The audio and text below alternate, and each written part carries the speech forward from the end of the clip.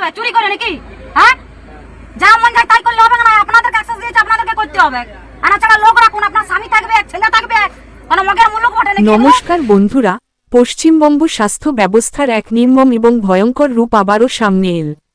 এবার ঘটনাস্থল বাঁকুড়ার অমরকানন গ্রামীণ হাসপাতাল। অতিরিক্ত কাজের চাপ সহ্য করতে না পেরে মাত্র কয়েকদিন আগেই প্রাণ হারালেন কর্তব্যরত আশাকর্মী রুম্পা মণ্ডল। হ্যাঁ, পরিবারের স্পষ্ট অভিযোগ, দিনের পর দিন অমানসিক কাজের চাপ দেওয়া হচ্ছিল তাকে। আর এই ঘটনার পরেই গোটা রাজ্য রাজনীতি তোলপাড়। ময়দানে নেমে পড়েছেন স্বয়ং শুভেন্দু অধিকারী। তিনি এই মৃত্যুর জন্য সরাসরি কাঠগড়ায় দাঁড় করিয়েছেন বর্তমান রাজ্য প্রশাসনকে। ঠিক কি ঘটেছিল সেদিন? কেন ক্ষোভে ফেটে পড়লেন হাজার হাজার আশাকর্মী? আর শুভেন্দু অধিকারী বাকি হুঁশিয়ারি দিলেন? আজকের ভিডিওতে আমরা এই সমস্ত বিষয় নিয়ে একদম বিস্তারিত আলোচনা করব। ভিডিওটি শেষ পর্যন্ত অবশ্যই দেখুন। আসুন প্রথমে সংক্ষেপে জেনে নিই ঠিক কি ঘটেছিল। মৃত আশাকর্মীর নাম রুম্পা মণ্ডল, যিনি বাঁকুড়ার গোপীনাথপুর এলাকায় কর্মরত ছিলেন।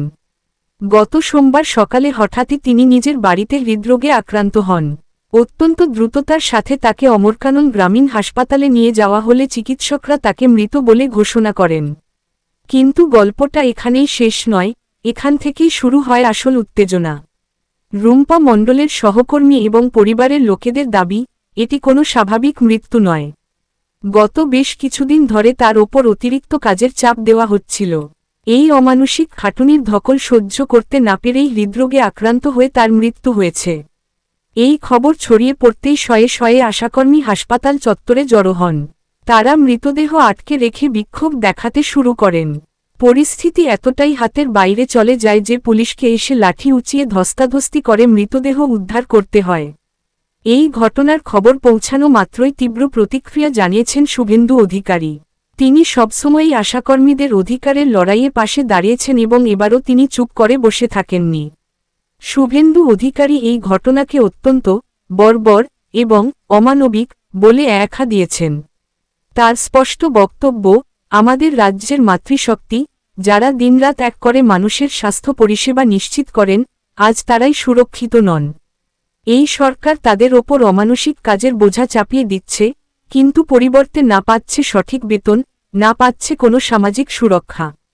শুভেন্দু অধিকারী আরও অভিযোগ করেছেন যে রাজ্য সরকার এই ঘটনা ধামাচাপা দেওয়ার চেষ্টা করছে এবং পুলিশকে ব্যবহার করে সাধারণ আশাকর্মীদের কণ্ঠরোধ করার চেষ্টা করা হচ্ছে। তিনি দাবি করেছেন, অবিলম্বে মৃত আশাকর্মী রুম্পা মণ্ডলের পরিবারকে উপযুক্ত ক্ষতিপূরণ দিতে হবে এবং রাজ্যে আশাকর্মীদের কাজের পরিবেশ ও সময়সীমা নির্দিষ্ট করতে হবে। বন্ধুরা, শুধু বাঁকুড়া নয়, গোটা পশ্চিমবঙ্গ জুড়েই আশাকর্মীদের অবস্থা কিন্তু অত্যন্ত শোচনীয়। কেন্দ্রীয় ও রাজ্য সরকারের বিভিন্ন স্বাস্থ্য প্রকল্প, টিকাকরণ, গর্ভবতী মহিলাদের দেখাশোনা থেকে শুরু করে সব রকমের বুথ স্তরের কাজ এই আশাকর্মীদের দিয়েই করানো হয়। কিন্তু বিনিময়ে তারা কি পান? নামমাত্র কিছু সাম্মানিক বা ইনসেন্টিভ।